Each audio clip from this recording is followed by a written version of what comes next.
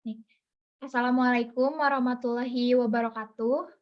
Yang saya hormati Bapak Andi Nurrahman selaku dosen pengampu mata kuliah Literasi Teknologi Informasi.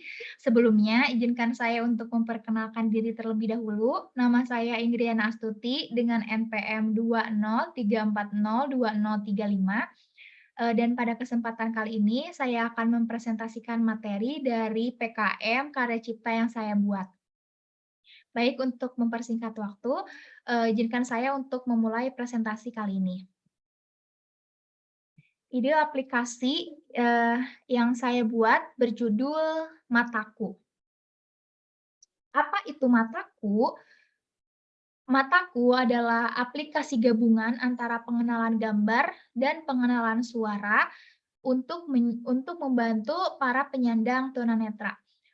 Mungkin sampai di slide ini masih begitu buram ya, apa sih sebenarnya aplikasi Mataku ini? Untuk, memperjelasnya, saya akan menjelaskan lebih lanjut mengenai apa yang melatar belakangi terciptanya aplikasi ini.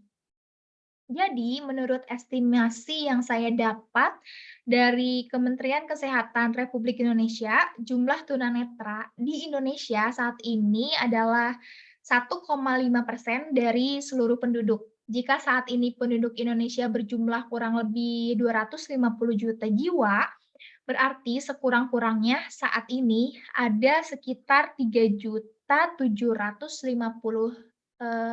para penyandang tunanetra, baik kategori buta maupun lemah penglihatan.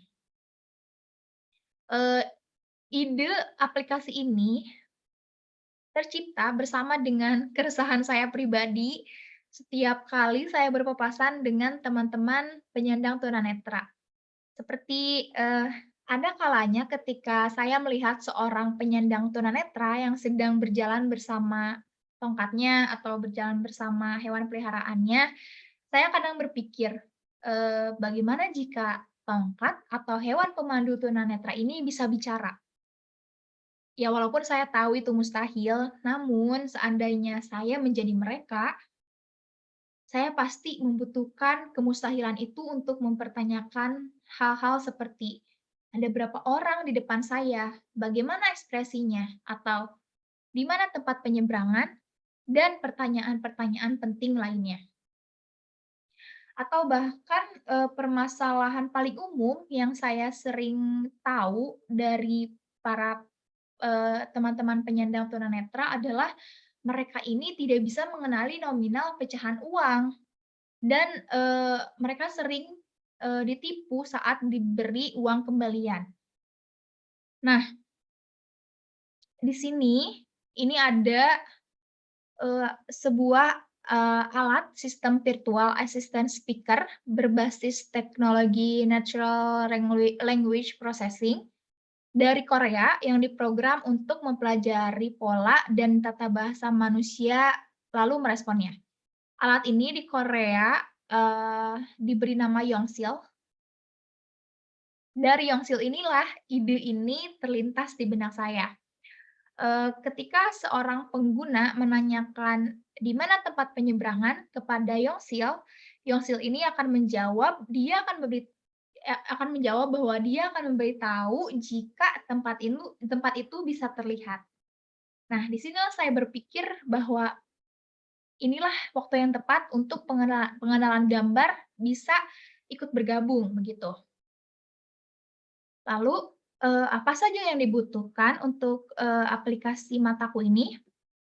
Yang pertama ada image recognition atau pengenalan gambar, yang kedua ada voice processing technology, yang ketiga ada, application programming interface atau API, yang keempat ada computer vision, yang kelima ada deep learning, dan yang keenam ada corporate social responsibility. Untuk yang satu ini, untuk corporate social responsibility ini, karena aplikasi Mataku ini saya yakini akan sangat bermanfaat di sisi sosial, tetapi entah mengapa saya rasa akan menyulitkan dari sisi komersil karena tidak memungkinkan untuk menyisipkan sebuah iklan begitu. Karena gimana ya, ini kan aplikasi untuk tunanetra. agar tidak mungkin untuk bisa menyisipkan iklan di dalamnya gitu, di tengah-tengah aplikasi itu berjalan. Eee, untuk itu, karena aplikasi ini adalah aplikasi gratis untuk pengguna, maka sumber pendanaan yang tidak menuntut revenue bisa bersumber dari, eee, corporate social responsibility ini. Corporate social responsibility ini, sebuah konsep, eee, yang perusahaan memiliki dan mempunyai berbagai tanggung jawab, termasuk kepada semua kepentingan seperti konsumen, karyawan, pemegang saham, komunitas, dan juga lingkungan dalam segala aspek operasional yang melingkupi aspek ekonomi, sosial, dan lingkungan.